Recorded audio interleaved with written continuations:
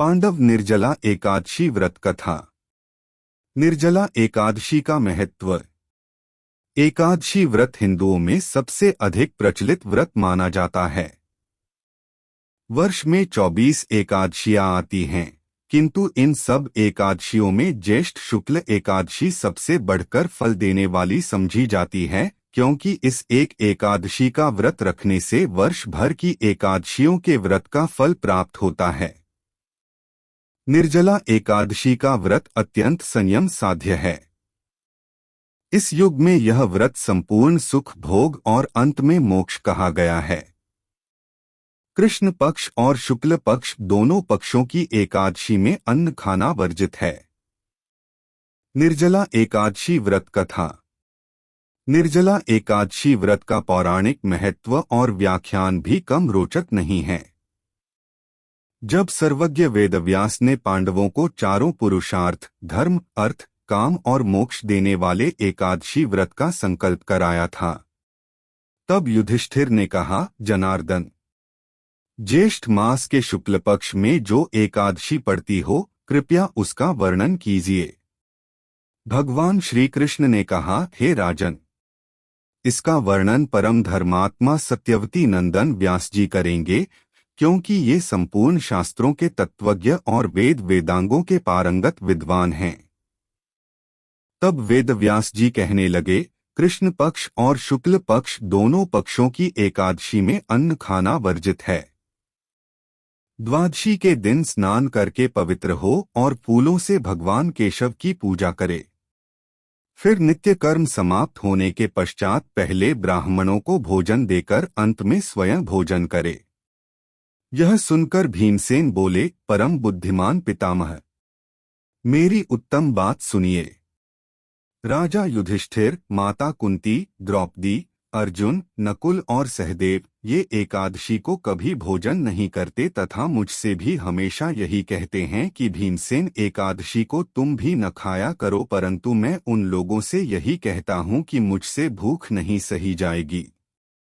भीमसेन की बात सुनकर व्यास जी ने कहा, यदि तुम नरक को दूषित समझते हो और तुम्हें स्वर्गलोक की प्राप्ति अभीष्ट है, और तो दोनों पक्षों की एकादशियों के दिन भोजन नहीं करना चाहिए। भीमसेन बोले, महाबुद्धिमान पितामह, मैं आपके सामने सच कहता हूँ, मुझसे एक बार भोजन करके भी व्रत नहीं किया जा सकता, तो फिर उपवास करके मैं कैसे रह सकता हूँ। मेरे उदर में वृक नामक अग्नि सदा प्रज्वलित रहती है, अत जब मैं बहुत अधिक खाता हूँ तभी यह शांत होती है। इसलिए महामुनि, मैं पूरे वर्ष भर में केवल एक ही उपवास कर सकता हूँ, जिससे स्वर्ग की प्राप्ति सुलभ हो तथा जिसके करने से मैं कल्याण का भागी हो सकूं। ऐसा कोई एक व्रत निश्चय करके बताइए, मैं उसका यथोचित रूप से पालन करूंगा। व्यास जी ने कहा, भीम, ज्येष्ठ मास में सूर्य वृष राशि पर हो या मिथुन राशि पर शुक्ल पक्ष में जो एकादशी हो, उसका यत्नपूर्वक निर्जल व्रत करो। केवल कुल्ला या आचमन करने के लिए मुख में जल डाल सकते हो, उसको छोड़कर किसी प्रकार का जल विद्वान पुरुष मुख में न डाले, अन्यथा व्रत भंग हो जाता है। एकादशी को सूर्योदय से लेकर दूसरे दिन के सूर्योदय तक मनुष्य जल का त्याग करे तो यह व्रत पूर्ण होता है। तदंतर द्वादशी को प्रभात काल में स्नान करके ब्राह्मणों को विधिपूर्वक जल और सुवर्ण का दान करें। इस प्रकार सब कार्य पूरा करके जितेंद्रिय पुरुष ब्राह्मणों के साथ भोजन करे। वर्ष भर में जितनी एकादशियां होती हैं, उन सबका फल निर्जला एकादशी के पालन मात्र से मनुष्य प्राप्त कर लेता है, इसमें तनिक भी कोई संदेह नहीं है। शंख चक्र और गदा धारण करने वाले भगवान केशव ने मुझसे कहा था कि यदि मानव सबको छोड़कर एकमात्र मेरी शरण में आ जाए और एकादशी को निराहार रहे तो वह सब पापों से छूट जाता है। एकादशी व्रत करने वाले पुरुष के पास विशालकाय, विकराल आकृति और काले रंग वाले दंड पाशधारी भयंकर यमदूत नहीं जाते। अंतकाल में पीतांबरधारी, सौम्य स्वभाव वाले, हाथ में सुदर्शन धारण करने वाले और मन के समान वेगशाली विष्णुदूत आखिर इस वैष्णव पुरुष को भगवान विष्णु के धाम में ले जाते हैं। अत निर्जला एकादशी को पूर्ण यत्न करके उपवास और श्रीहरि का पूजन करो। स्त्री हो या पुरुष, यदि उसने मेरु पर्वत के बराबर भी महान पाप किया हो तो वह सब इस एकादशी व्रत के प्रभाव से भस्म हो जाता है। जो मनुष्य उस दिन जल के नियम का पालन करता है वह पुण्य का भागी होता है। उसे एक एक प्रहर में कोटि कोटि स्वर्ण मुद्रा दान करने का फल प्राप्त होता सुना गया है। मनुष्य निर्जला एकादशी के दिन स्नान, दान, जप, होम आदि जो कुछ भी करता है वह सब अक्षय होता है। यह भगवान श्री कृष्ण का कथन है।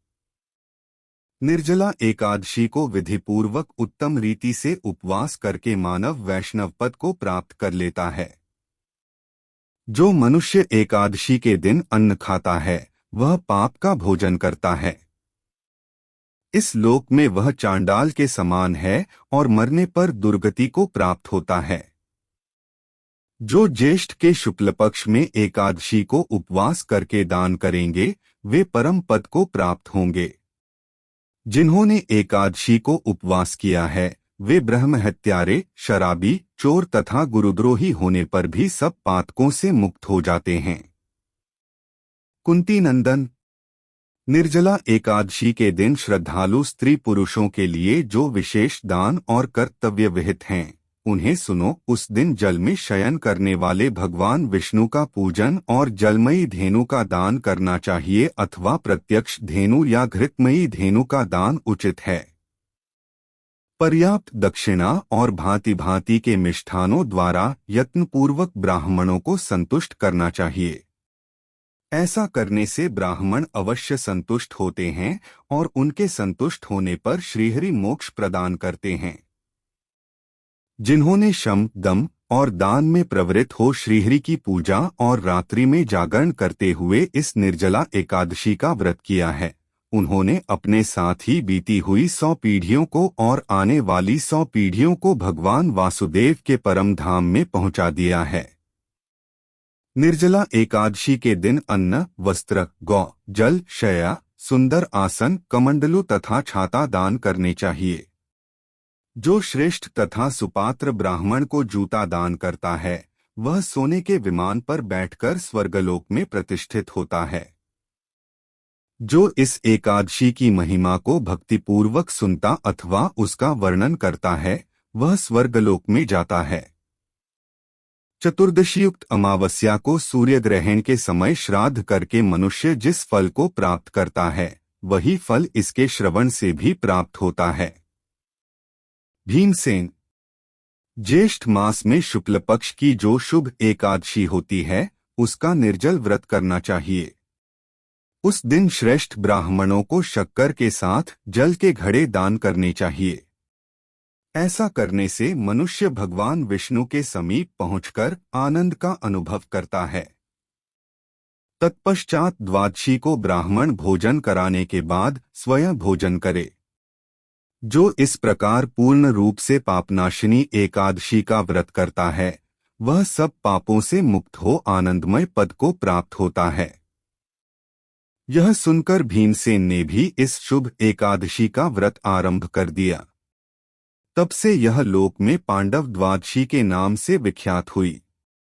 ज्येष्ठ शुक्ल पक्ष एकादशी के ही दिन भगवान श्री कृष्ण ने देवी रुक्मणी का हरण किया था अतः यह एकादशी रुक्मणी हरण एकादशी के नाम से भी जानी जाती है।